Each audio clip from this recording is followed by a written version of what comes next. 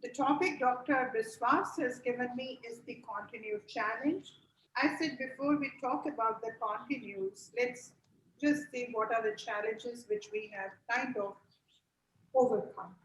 The first challenge when Dr. Biswas actually gave us the histopathologic features of the eyes that had to be inflated, we did not even know what were the clinical manifestations. That seems so easy today.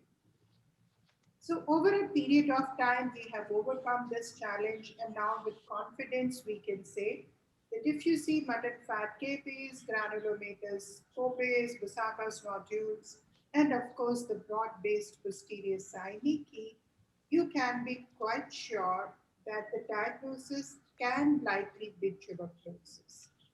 In the intermediate uveitis, to me, very important sign is that you are seeing these large snowballs, but they don't form a bank. And I don't know why it happens, but this is something which is a very important diagnostic sign for tuberculosis. Chronicity, large snow banks, no typical banking. Occlusive form of the retinal vasculitis, which may or may not be associated with these perivascular choroiditis patches, is a very important. And if you happen to see these patches in the same eye or in the opposite eye, again, a very important clinical marker towards possible TB etiology. And of course, these are the signs which everybody knew it, tubercles, large abscess, and tuberculomas. And if you see, please look for associated systemic disease. Serpiginous choroiditis was something we are proud to be describing for the first time in late 90s, and this was generally unilateral, associated with maybe may have inflammation, multifocal, posterior pole, and you will have the healing in the center and progression along the edge. So these are some of the signs that we talked about, that if you have the vasculitis with choroiditis patch, or serpiginous like choroiditis, these are the ones which have a very strong phenotypic characterization that it's likely to be TB. The challenge second, which still remains, is how would you investigate? And Dr. Biswas has already told us all about it, that you are looking both from the inflammation as well as the infective point of view. So let's look at what the experts are doing in the real life, because right now we had a discussion on the PCR availability. So when we collected data for COTS from the real life from 25 countries across the world, we realized that more than 90% of the patients do not have systemic evidence of tuberculosis, which is very important. Don't go crazy looking for the active systemic disease, because it's not going to be there in 92% of the patients exactly. Was positive in 87, and TB Gold was positive in uh, 89. Most performed tests were actually these two. PCR was not very commonly performed, or even when it was performed, unlike Dr. Biswas, majority of the people, the report came very late, and by that time it had lost its validity because many of them had already started anti-TB drug. CT chest was found to be much better than chest X-ray for detecting cold exposure to TB. So coming to next challenge is what should be the criteria for initiating TB treatment, and we have kind of made permutations and combinations and gathered the experts again from all over the world to come on the consensus. And I'm just going to summarize a little bit here.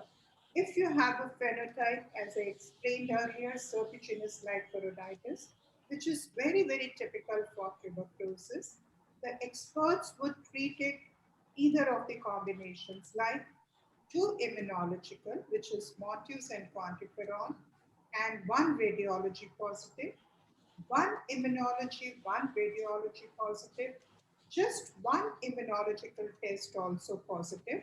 So they are likely to treat only this phenotype of tuberculosis. The other phenotypes where we are not very sure about the tuberculosis association or where the response, as per the reported literature, has not been too good, the experts were more conservative. Like anterior uveitis, majority would treat only if it is recurrent and if at least two or preferably all the three tests were positive. And same for intermediate uveitis. This is the dilemma, like you have done surgery with vitrectomy for Eales disease and you find these scars, should you treat?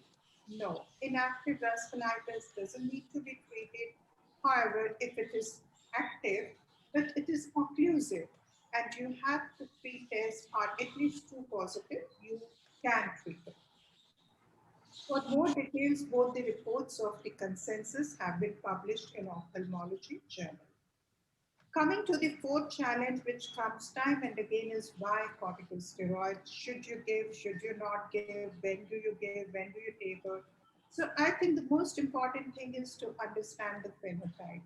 There is the type of the phenotype where there is active infection, and there are the type of phenotypes like serpiginous like choroiditis, where there is inflammation.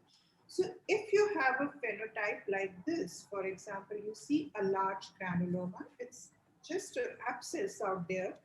So then it does not mean that TB needs steroids, not this kind of phenotype. And especially when you are deciding to give, never ever think of giving local steroids, because this is the patient who actually received an Ozurdex implant. So whenever in doubt, whenever, even if you want to give, don't inject intravitreal implants because it's not easy to take them out. So see this patient who had received an implant and then he came with the multiplication of the bacilli on him.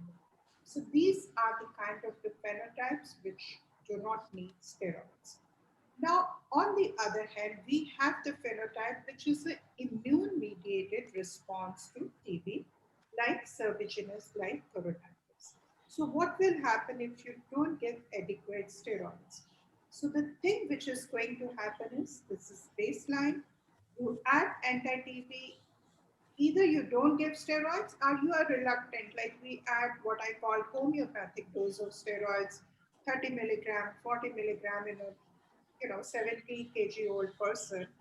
So there is going to be paradoxical worsening, which can happen in up to 40% of the patients. So if there is paradoxical worsening, you lose quite an amount of the benefit of adding ATT. So these are the kind of the patients where you should treat them with corticosteroids. So we did have consensus for concomitant use of corticosteroids by Cox consensus. The experts agreed that to prevent paradoxical worsening after initiating of ATT, systemic corticosteroids may be initiated.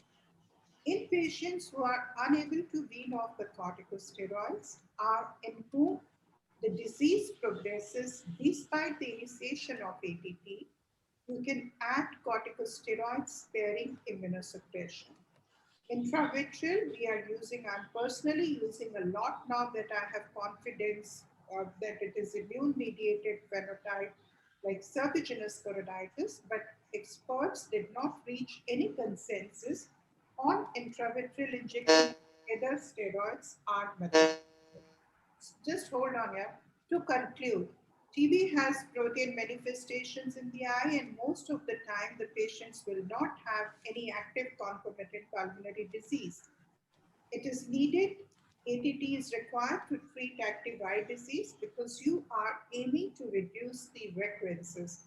But since most of the phenotypes are immune mediated, so your long-term goal is to reduce the recurrence, but the short-term goal is to protect the eye from the effect of inflammation as well.